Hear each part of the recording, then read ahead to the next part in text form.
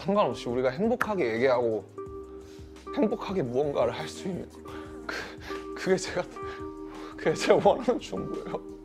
तो इस बात में कोई शक नहीं कि दुनिया के सबसे बड़े के पॉप आइडल्स BTS के दुनिया भर में करोड़ों चाहने वाले हैं जो उन्हें हर वक्त सपोर्ट करते हैं। उन्हें छोटी सी भी खरोच आती है तो मानो इन BTS आर्मी की जान निकल जाती है। तो सोचो आर्मी, आपके दिल पर क्या बीतेगी अगर आपको पता चले कि BTS ने इतनी सालों की मेहनत के बाद जो सॉन्ग्स बनाए थे वो बैन किए जा रहे हैं या फिर उन्हें बैन कर दिया जाएगा। आई नो किसी भी BTS आर्मी के लिए इससे शॉकिंग कुछ नहीं हो सकता कि उनके फेवरेट के पॉप आइडल्स के सॉन्ग्स उन्हें सुनने को नहीं मिलेंगे, उन्हें बैन कर दिया जाएगा। वैसे तो इस तरह की न्यूज़ फैंस के लिए कोई नई नहीं है, इससे पहले भी कई बार BTS के सॉन्ग्स को बैन किए जाने की न्यूज़ आ चुकी है, लेकिन इस बार ये सारा मुद्दा बिल्कुल ही अलग और शॉकिंग है, जिसे लेकर आप में से ना जाने कितने लोगों ने कल से मुझे DM किए, कमेंट किए कि क्या सच में BTS के सॉन्ग्स बैन हुए हैं। तो आर्मी इसका जवाब है हाँ और नहीं भी।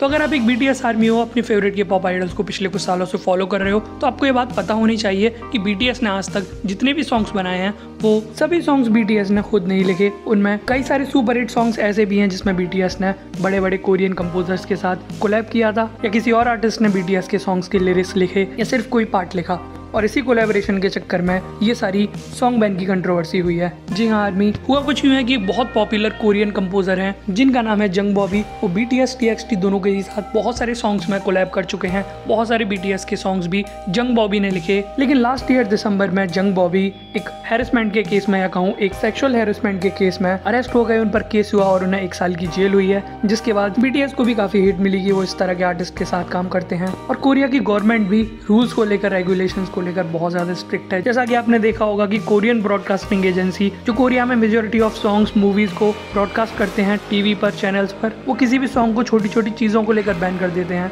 तो जंग बॉबी तो बहुत बड़े हैरेसमेंट के केस में अंदर गए थे, और इसी स्ट्रिक्टनेस को देखते हुए अब हाइब ने शायद ये फैसला किया है कि BTS ने जिन भी सॉन्ग्स में जंग बॉबी के साथ काम किया था उन्हें बैन किया जाएगा, और BTS कोरिया में किसी भी परफॉर्मेंस के दौरान, किसी इवेंट के दौरान उन सॉन्ग्स को यूज नहीं कर सकते, जिसमें सुपर हिट सॉन्ग लव मेज, I am fine, filter, home शामिल है।